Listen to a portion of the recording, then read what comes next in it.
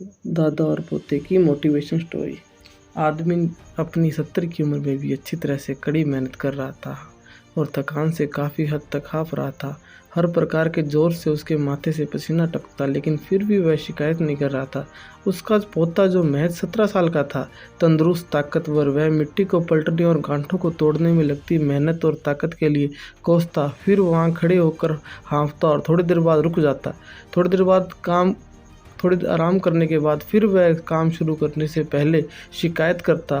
थोड़ी देर बाद युवा पोता देखता है कि दादाजी ने जितना काम कर ज़मीन को तैयार किया है, वह खुद ने के तैयार किए ज़मीन से बहुत ज़्यादा है। दादाजी, जब आप इतने बूढ़े हो फिर भी मुझसे इतना अधिक काम कैसे करते हो?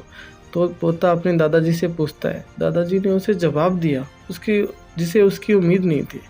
जब हम किसी काम को मुश्किल मानते हैं और उसके बारे में ज़्यादा सोचते हैं तो सच में मुश्किल हो जाता है, और हम बिना सोचे जब उसे करते हैं तो करते ही रहते हैं, आसान हो जाता है। पोता थोड़ी देर अचंभित हो जाता है, इसलिए दादाजी अपनी बात जारी रखते हैं।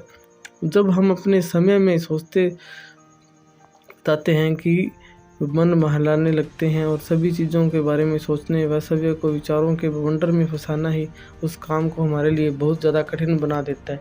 इसलिए समझदारी इसी में है कि वास्तविक रूप से पहली बार में शारीरिक कार्य किया जाए। जब आप तय किए हुए काम के बारे में ज़्यादा सोचते हैं, अपने दिमाग को नकारात्मक विचारों पर ध्यान केंद्रित करने की अनुमति देते हैं, तो आपकी गति उस काम को करने के लिए अपने आप धीमी हो जाती है। अगर आपको किसी भी काम के दौरान सकारात्मक बनाए रखना चाहते हो तो आपको तुरंत उस काम को शुरू करना चाहिए, और अगर देखना और सोचना है तो जितना आप आगे बढ़ो, यानी कि जितना काम आपने अच्छे से ख़त्म कर लिया है उसे देखो ना, जो बाकी है